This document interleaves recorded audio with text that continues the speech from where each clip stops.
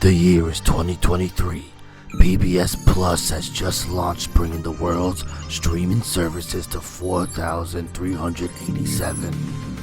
How can anyone be expected to go through all this content? Fear not, loyal passengers. Captain Joe JoeMeZ and his first mate Mez are here to travel through space and time to bring you the best nuggets pop culture has to offer. Strap in. It's time for the Car JoeMeZ podcast. Hello everyone and welcome to a bonus episode of the Car JoeMeZ podcast. I'm Mez and my co-host as always is the magistrate of Caravan City, Captain Joe JoeMeZ from the Car JoeMeZ podcast. Yeah, you are, buddy. What's up here? What's going on here? I got us in trouble, Gomez. Oh, you son of a bitch. I opened my mouth a few weeks ago and went on a little rant about a movie called Tron when I was talking about the new ride at Magic Kingdom at Walt Disney World in Florida. And I said, if there's anyone out there who likes this movie Tron, we will bring you on the podcast and you can tell us why, and we will tell you why you're wrong. And there are people out there, and it turns out there's actually a lot more than I ever knew. But the first one to get back to us is a longtime listener, friend of the show, one of our Council of Jeffs, and we're going to bring him in now. Our very good friend, Jeff Manali. Hello. Tron look at guy. this. I love We got it. his Tron Funko Pop, his Tron t-shirt. He's living in the grid right now. My Tron pin set in the background. Pin set. This is wild. This is crazy, man. So Jeff, thanks for coming on the show. Thanks for doing this and making the time. And you were the first. Yeah, thanks for having me. You were the first one to say you guys are wrong. Tron is great. And I don't know how that's possible. I really don't. You sent us a picture of yourself outside the ride at Magic Kingdom yourself, sporting your Tron shirt, very excited. Like you've been waiting for this for a long time. So I guess the place to start is, how old were you when you first saw the movie Tron? So I was thinking about this the other day. I remember the most random shit. It's not even funny. So I must have been, because the movie came out in 1982. Yeah. I wasn't even born yet. But it did pop me when you said I was in my 50s. I'm actually going to be 40 this year. But, yeah.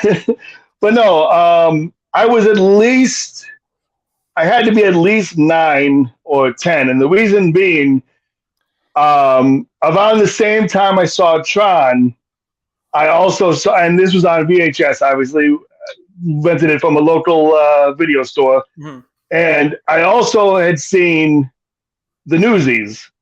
And the reason I know. Well, listen, this is my memory that I remember. So after seeing Newsies, I love the Newsies, by the way. And after seeing that, I kind of wanted to be like a newsie, at 9 years old and a kid. Of course. And this was after I saw Tron. So I remember being in my my childhood home, sitting in the rec room with a notepad, making my own, newspaper. And I remember something with the headline of Tron, the coolest movie ever, or something like that. I love it. And I want to be a newsie, and the paper I'm going to sell has extra. Tron's number one. So yeah, I watched it then, thought it was the coolest thing in the world. And then I grew up. Then I watched it last week. And now it's terrible. But no, it's not. It wasn't terrible. It was. I was trying. To be honest with you, I couldn't think of why I thought it was so great. I mean, probably because of the way it was. I was trying to think of it in the mindset of watching it. Hold on. Sure. When I watched it, I was trying to be in the mindset of being 9 years older and watching it for the first time. And we do that all the time, where we watch things that we loved as kids and remember it through the eyes of nostalgia goggles, right? Yeah. And so I'm watching, And I'm like, I mean, it was okay, you know. I just, but I know this wasn't part of it, but I did extra credit. I literally today just watched the second one, Tron Legacy. Wow, you really went all That out. well, because in the Facebook days, and this was I searched my Facebook for this. I saw it back in 2011. I was 27 then when I saw it, and I wrote something along the lines of Tron Legacy was awesome. And one of my friends said, "Oh, that movie was, stupid or whatever." And I said something along the lines of, "Oh, you just don't know good cinema." Hit him with one of those. But to be fair, I think I have to say I liked Legacy a little bit better than the original because the graphics and the a little bit more action and the storyline was better. The movie original storyline was like I still try, even as an adult, I still try to figure out what they were trying to do. But I don't know. Yeah. But the legacy I understood a little bit, I guess. More than. And that brings up a good point because, like, the reason we wondered, like, just how old is Jeff, is because if you're seeing this as a kid, like if you're seeing Tron when it first comes out, I think it's in a different perspective for you. It's new, it's the cool thing. Probably like you have a great memory of going to the movie theater, which may or may not have been a regular occurrence for you. I know for me as a kid, going to the movie theater felt like a big day out when one of my parents was able to take me and stuff. So I have like a lot of good memories for movies that like aren't so good, but like I had a great day because maybe I got like some Pizza Hut afterwards or something. Like I will always go back to that, like going to see Batman and Robin and then getting a personal pan pizza at Pizza Hut afterwards. Magnifique. What a great day. Great day. In my mind, Batman, up until like 2017, I wouldn't be told otherwise. Batman and Robin was great. Around 2017, I went back to watch it for this podcast. It was not so good. Not so you good, would be shocked to know that Batman and Robin was not the cinematic masterpiece that I was under the impression that it was. Lies. You're spreading lies, propaganda here, bro. It's the best. You're not send me to the cooler. Chill out. On, bro. You can't beat that. That's cinema. That's Stay cinema, cool, right? Bird boy. The Ice Age. You know what killed the dinosaurs? The Ice Age. But I was quoting all that stuff for decades unironically. Like I genuinely thought it was terrific. It's not. And sometimes we do get clouded by nostalgia, but like I'm figuring that if you're like a small child watching Tron, maybe it is cool. Maybe like it is something for you to remember. At 9 years old, you're still in that realm of being very impressionable and being attracted to some of the differences and that you haven't really seen in a bunch of movies, especially at that time too. So we're talking about what, 1991, 92-ish. 92, 93. So yeah, so right around. Because I was born in 83, so yeah. So it's a good age to be at and enjoy something like this. So there's your background with Tron, and now you're a Tron fan like your entire life then. So seeing it for the first time, not like a heavily merchandised film, at least for the years we're talking from when you saw it. It's not like people were not like it is now. Figures. Yeah, it is now, especially. Everything is now. Yeah. But it's not like there was a Tron action figure line. They didn't do that back then. There was no Tron toys. There was video games. There was definitely there was the cabinet. Yeah, Disney Quest. I played it. They had it at the Disney Quest that used to be at downtown Disney. Mm-hmm. And I played it there a lot. Yeah. So, like, I can see the reasoning of a child being into this. So Tron comes out in 1982. The IMDb description. Oh, let's see. Is it good? Here we go. It's always. A computer hacker is abducted into the digital world and forced to participate in gladiatorial games where his only chance of escape is with the help of a security program. Huh, that works. That's good. I get it. Yeah, that's good. That's a good one. I think it's okay, and it's still vague enough for me to read into it and go, But what do they mean? Oh boy. So this is a Disney movie. Budget on this was $17 million. Wild. Opening weekend box office, 4.7 million. That And sounds so. it finishes at 33. Okay, That's so crazy. bro, it made money. But Disney is not happy with this.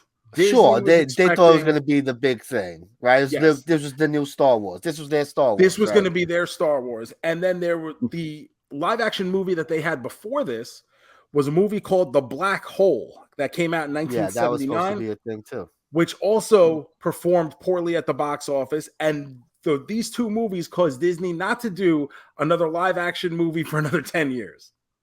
Bastards. Damn this Tron. So now we get into the movie. We get Kevin. Wait, was it the Newsies? Like that timeline may line up. It It's might funny. have been because the Newsies came out in '92. That's funny. We gotta check that later. that would be the pinnacle of irony. That's too much. Yeah. So we get our protagonist, I should say. Our protagonist, Kevin Flynn. He's a computer programmer who left his job because of some evil guy stealing his ideas, and now he runs an arcade. But he's going to show everyone that he was the one behind all these great games. That way he can impress some girl that he used to have a thing with, right? That's pretty much it. Yeah. It's not like he's jonesing to get his job back at Encom. Right. Yeah. So Kevin he's got to break into the office and then get into the system. That way he can find the secret coding in there that will show without a shadow of a doubt that he was the man behind all these programs. And he's kidnapped by a laser beam. Oh my goodness. Which pixelates him and takes him into the world of Tron. So at this point, like, what are we feeling about this movie? The premise, the story. Jeff, tell us how you're feeling right now. So I guess at this point I'm like, I'm trying to figure out why he's got to. I mean, I guess it's to take control over this the program that Dillinger, the villain in the story, basically has programmed, right? And it's like he's trying to hack that to use his buddy Alan's Tron program, so that the grid would be, I don't know. Like Dillinger has kind of hijacked all these programs that he had nothing to do with. He's taken them as his own, and we get Flynn kind of going in and trying to regulate everything. And put right, that's what. Yeah. Right, JoeMeZ, you agree with that? That sounds just. Yes. So, and now in this movie, we get a lot of things. Which now, if you're watching this movie in 1982, it's crazy. There's the effects that they're using are probably like out of control. Because some of the movies we watch on this podcast that JoeMeZ makes me watch, especially around 6 Weeks of Horror, when I got to watch these early 80s basket case nonsense movies with a fucking boggle in an Easter basket. What are we? What's going on? What are we doing? What are we doing? Why are we taking shots? What are we doing here? Because they're necessary. I'm saying the effects here must have been choose a skinny movie. No. Money compared to the stuff I'm used to seeing from these movies that I gotta watch. It's unbelievable. No, but think about it, right? We watched Star Wars, right? Yeah. It's 83, Return of the Jedi. Yeah. And we're like, oh, and this is totally different. Like, it's so different. Yes. It's so crazy. It's like, whoa, this is cooler. Like, that's cool. As a kid, I get like, whoa, this is cool. Get sucked into a game. Oh shit. Yeah, the video game. Yeah. Video games. Oh no. And they gotta remember too, 1982. This is like the jump off point for arcade games as a whole. Yes, 1982 was the first world championship of video games that we always hear about whenever we watch these documentaries with who's our Billy Mitchell, our double main man. Billy Mitchell, who's getting sued every day right about now and winning. But the early 80s were the jumping off point for the arcades, and you see in this movie like the Flynn's arcade a bunch of kids hanging out, popping quarters into machines left and right. Like, this is obviously the place to be. So video games had a hold on critical mass of popular culture at that point. So especially seeing these new effects, seeing a movie take place inside a video game by a guy who's saying he created video games and owns an arcade, people must have thought Kevin Flynn was like the coolest dude that ever lived. He was like the 1982 version of the Fonz. Yeah. Now, this is a lot of computer graphics. The first time Disney ever used computer graphics here, and a lot of the animators that were working for Disney at the time did not want to be associated with this movie at all, because they thought computer generation was going to be the downfall of the company and take their jobs. Love it. Also, the effects from this movie had it DQ'd, disqualified from Oscar consideration for special effects, because at the time, the Academy felt like using computer generated effects was cheating. Hysterical. Wow. I thought that was a nice little factoid. I mean, think about the kind of stuff we do now. Like, we're innovating things. Nowadays. Oh my goodness! See what I'm saying? Nowadays, it's expected. AI now. It's the same thing. People would almost throw a fit if you didn't give it to them. Right? Yeah. Whenever you do have practical effects, it does stand out because we are so accustomed to computer generated effects at this point. Yes. The best. So JoeMeZ, what are your impressions of this movie early on? So I'm watching it and I'm like, I'm kind of bored at first because I'm just like, all right, he's driving this thing for a while, and I'm like, what's going on here? And like I said, I'm not sure what's exactly happening in this movie, and so right off the bat, this is where I start falling apart because it doesn't hook me. Doesn't get me right, like, oh, I need to, like, it starts with the cycle race. I'm like, all right, this is cool, and then it's just people talking and typing on his computer, and I'm just like, I'm starting to lose me. Now, when did you first see this movie? I saw this like probably 10, 15 years ago when I was doing my movie a day. I would purposely look for movies that I didn't watch, that I haven't seen, that are popular. So something like Tron. I mean, the first time I heard about Tron, it's the fucking Simpsons, right? The Treehouse of Horror episodes. Does anybody see Tron? No, everyone says no, except for the nerd. So to me, Tron was always nerd shit. That's how I saw it. I was like, if the Simpsons are calling this nerd shit, it's got to be nerd shit, bro. So I didn't see it for a long time. I didn't watch it till we were in the pandemic in 2020. And it actually just came up in my feed last week in my memories that, hey, this was 3 years ago last week when I watched Tron for the first time. And up until that point, all I've ever heard about Tron is that it was a colossal failure. It was terrible. Yes, everybody hates it. And the reason I went out of my way to watch it was because Disney Plus had put a kind of reality collecting show on there called Prop Culture, where they were searching down props from older Disney movies, including Tron, Mary Poppins, all this other stuff. But I was like, you know what? I've never seen Tron. Let me watch it. Now, at this point, I'm in my 30s watching Tron with no allegiance to Tron or anything, no nostalgia for it, watching it for the first time. And to say I thought everything I heard, I don't know if what I heard had influenced my opinion, but I definitely was not feeling this movie. And when it was over, I was like, oh, well, I definitely ain't never going to watch that again. And then Jeff came along. Now, when I think about it, I think I saw this probably the first time around when the sequel came out. It was a big thing, right? So I probably said, oh, let me watch this so I could go check out the sequel because this got to be crazy. The sequel. That would make sense. So it was probably around that time I first watched this one. That came out in 2010. Yeah, so that sounds about right. Yep. So I can see where like people got into this at the time. And when I look at it now, Jeff came out and said, he has all these good memories of Tron. We got a lot of, or I should say I at least, got a lot of backlash in comments on YouTube. I was very surprised. There was quite a lot of people came out of the woodwork to say they're fans. I was respectable. I didn't calling your names or any shit like that. I just want to point that out. Because like you mentioned in last week's episode or whatever, a lot of people call me names. But no, not I, sir. I would never do that. But like, especially, we posted the clip of my rant on Tron as a YouTube short, and so the comments on there were particularly vicious. Yeah, there was a lot of vitriol in those words.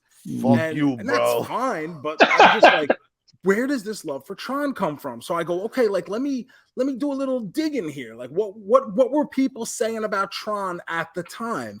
If you go to Rotten Tomatoes right now, 72% fresh. Really? Wow. And that shocked the shit out of me. That shocks me. Wow. IMDb 6.7 out of 10. Huh. I'm going, what the fuck? So I start reading reviews from the early 80s. Roger Ebert loved it, 4 out of 4. He's a fucking nerd. He loves that type of shit. And that's what, like, basically his review is like, oh my god, the colors and this and that's definitely. And then there are people, and there are other reviews who are not so complimentary, but they like the movie making aspect of it, but they find the story to be especially weak and kind of, just not cohesive enough for them. And that's where I am.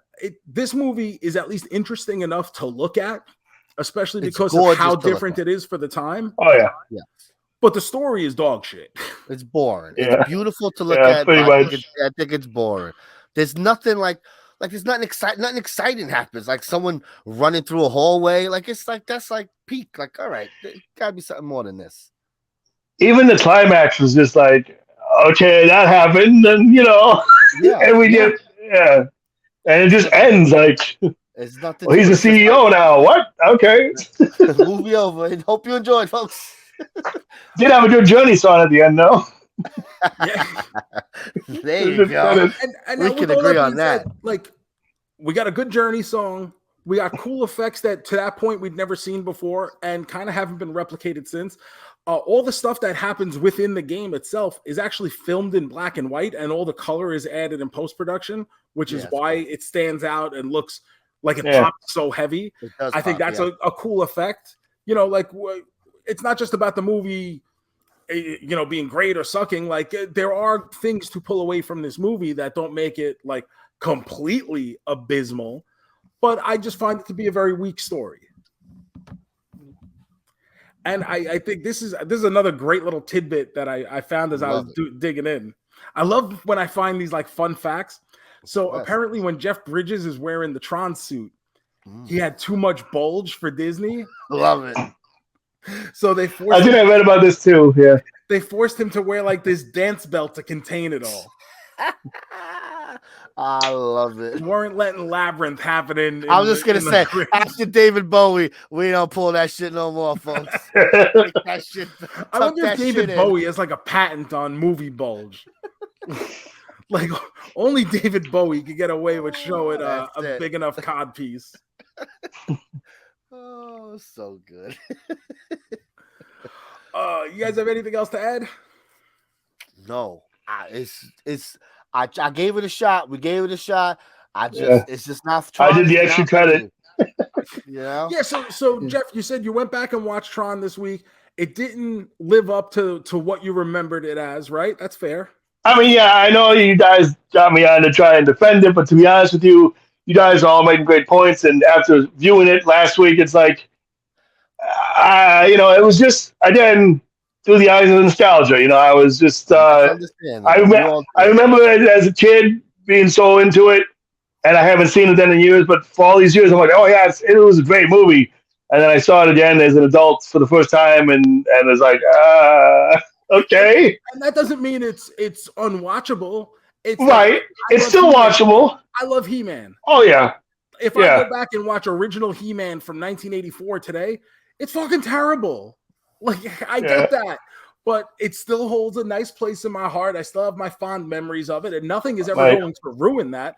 But I know that it's just not very good.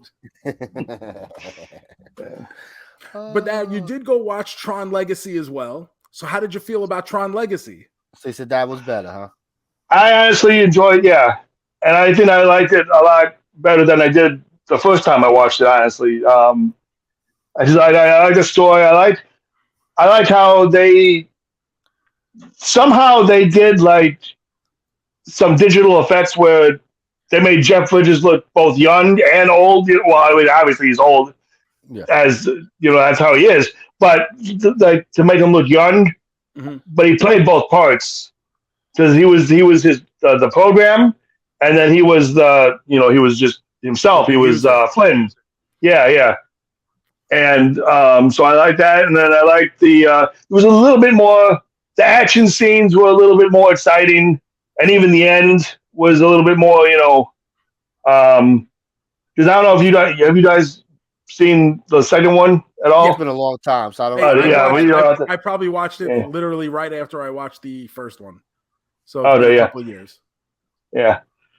So I mean, yeah, that was I think, and like the storyline with his son trying to wondering why he never came back all these years, and then he finds them in the grid and everything, and they try to journey out of it through the portal back to their world so that they can shut Flu down. Flu was the program that Flynn, Jeff Bridges created, that to try to make the perfect world or whatever. So, so I really like the storyline in this one a lot better than the original, like I said. And it just held together better than the story in the original. I think so, yeah. Okay. It was easier to follow too, so I could see that. So Gomez, what do you say we hit a little bit of music?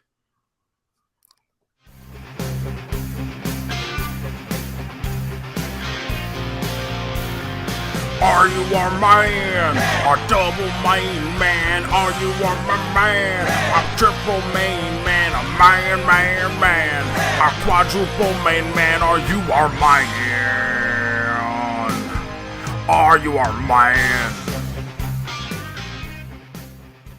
All right, folks. Tron, 1982. Where does this fall on our main man standing here, guys? What do you say, Joe? What do you think? Listen, I came in with a set opinion of this movie. That opinion did not change. Although, I think maybe I was a little harsh with the words that I used the first time around. Sure. This movie is not completely unwatchable. There are things to pull out of it that you're like, oh, okay, you know what? The movie as a whole is bad, but this is kind of cool. Like I said, the animation, the effects that we're seeing is stuff we had never seen to that point before. And when you put it in the proper perspective, you can appreciate it a little bit. I'm not judging it by the standard of effects that we're used to in 2023, but for 1982, it's pretty badass to see some of the stuff that they were doing. The story does completely fall apart, though. The acting, I think, is pretty good. It's just not a good story. And sometimes shit happens. Not everything is He-Man 2002. Sometimes things are He-Man 1982. Oh, He-Man 2002 is terrific. But this movie's still really low for me. I'm staying by what I said. Tron sucks. So I'm going to give it a single main man 1 star. Holy shit. Jeff, where's this fall on your main man standards after this rewatch? So, 9-year-old me would have given it a unicorn. 100 out of 100. Yeah. But 39-year-old me, I'm going in the middle. Triple main man. I didn't hate it, but I didn't love it like I once did. I still love it, but you know what I mean. Like it wasn't what I remembered when I first saw it, I guess. So in between, triple main. I will say, for the hell of it, the legacy I'll give a 4. Okay, that's good. So that's good. Yeah. So that's way better. All right. Yeah. And I'm gonna be in the middle of you guys. I'm gonna give it a 2. So we're all in the middle here. We all got a little bit. Like you said, I think it's boring, but it's beautiful to look at. And the acting's fine. It's not like you said, it's not the worst movie. It's not terrible. But baby, it ain't good either. I mean, we've watched Skinamarink on this podcast. Oh my god. Oh, I haven't. Yes. You're a better person than us. After your review, I'm like, I ain't watching this shit. Gomez keeps that out of his background. If you guys are watching on YouTube, you've been keeping that Skinamarink background on call just in case he wants to piss me off. You never know. Well, I need to remind people of the cinematic masterpiece. Oh, Jesus. God. I can't even fake say it. So we got a 1, a 2, and a 3. Jeff, before we let you go, you did ride Tron Light Cycle Yes. at Magic Kingdom. Yes, I did. How do you like the ride, and where does it stack up against all the other Disney rides right now? Oof.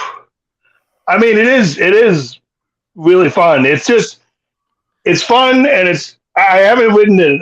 I would love to ride it at night. I haven't got a chance to ride it at night yet. Neither have I yet, but I would. It is for what it was worth.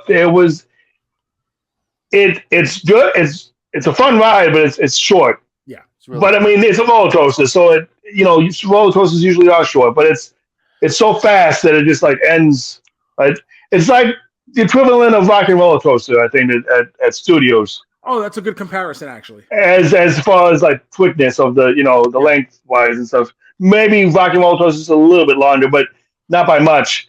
But it was still fun and cool to see, entering the grid and all that with the way you enter the queue and everything, and then you see that you're in that one room with the screen, and then you just see the ride shoot out. So it was, but yeah, I enjoyed it. So yeah, I said the same thing as you. It's very, very fast, and that's the selling point for the ride is the speed of the ride. But it is very short, which, as I had said before too, because of the thickness of my calves, these diesel calves of mine that looked as if they're sculpted out of marble. Yeah. I was kind of glad it was short because I was a little uncomfortable locked in as tight as I was there. Yeah. So that's all we got for Tron. But Jeff, since we do have you here, we wanted to do a little have a little guest appearance on the big finish. So JoeMeZ, hit some music. Oh, nice. Now time for the big finish.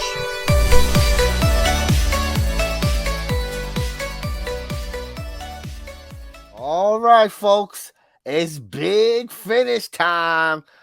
This might be a bonus episode, but this is how we got to go out. Come on, folks. Got to spin a wheel. So let's spin it. No whammies, big bucks.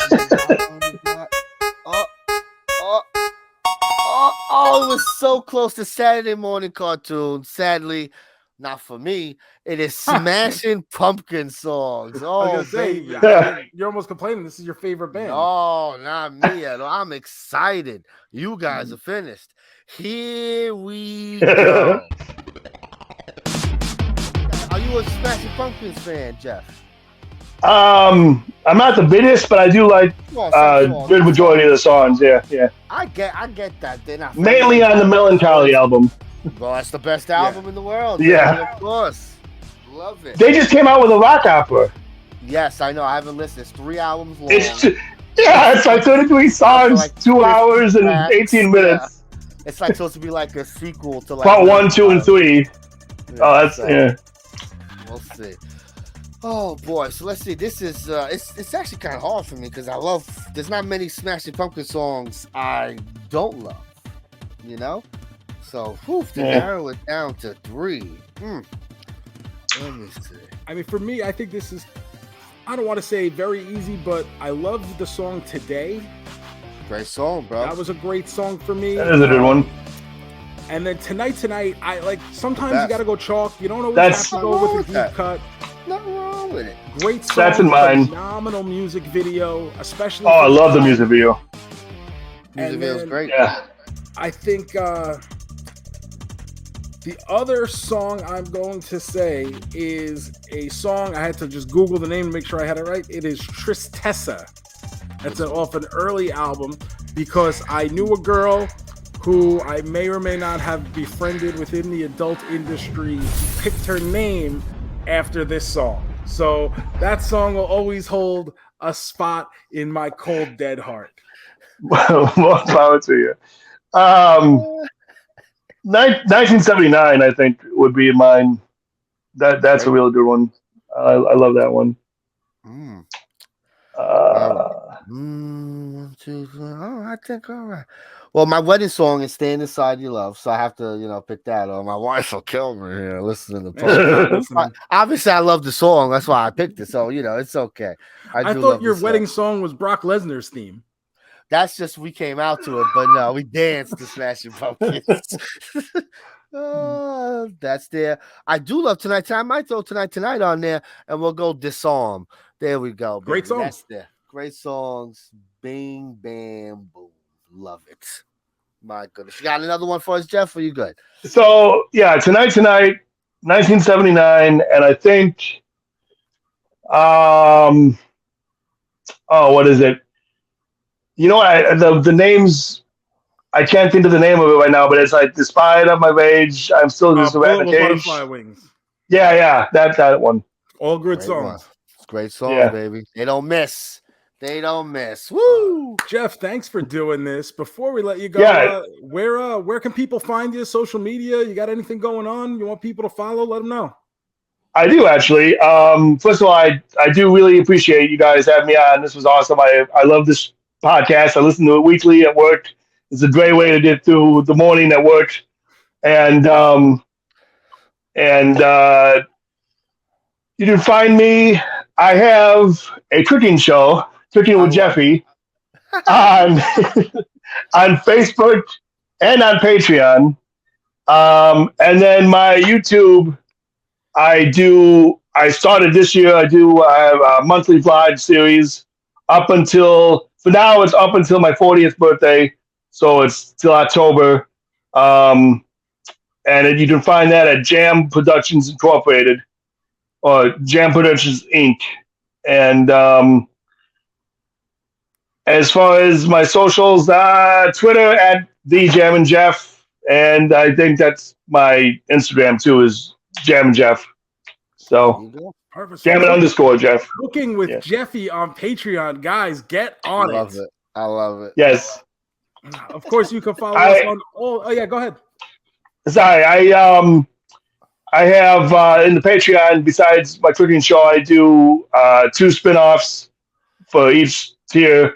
One is Grocery or Gross, where I try 3 different things from the store, and it's like basically a taste test kind of thing. If I hate it, I hate it. If I love it, I love it.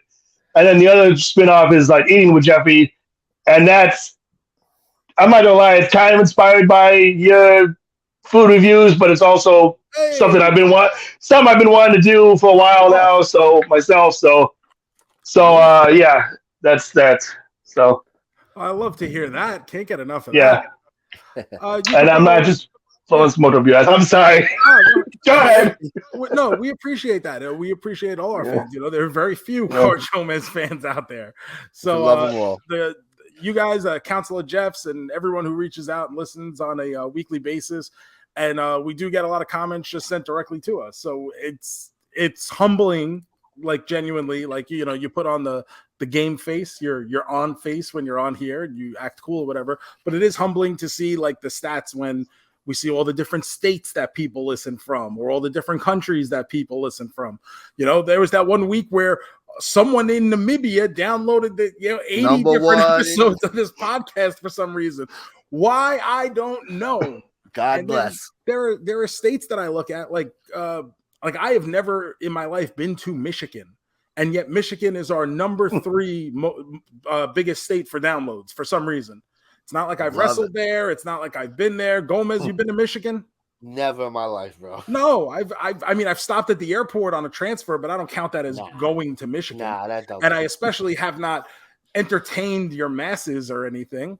So like all that stuff is very cool. So we're happy to have you, and obviously thank you for listening and being a fan and wanting to come on and do this, because this has been a great time. So you can follow us on all the social media at Car JoeMeZ, Instagram and Twitter. Leave a 5-star review wherever it is that you're listening to this. Make sure you're subscribed, whether that's on Apple Podcasts, Spotify, Podbean, YouTube. Get down in the comments on YouTube. Tell us why you agree with Jeff, disagree with me, maybe halfway agree with Gomez, or any combination of the 3. Follow all my personal stuff at The Joe Shoes, ProWrestlingTees.com/Joe Shoes, and of course, YouTube.com/Joe Shoes.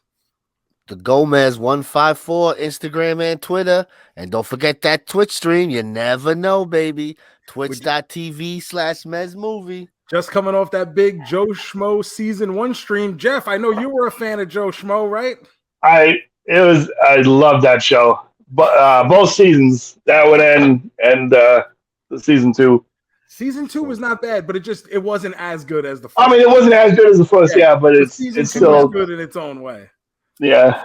So thank you guys very much. Thanks again to Jeff. But with all that being said, let's make like Tom and cruise. Peace.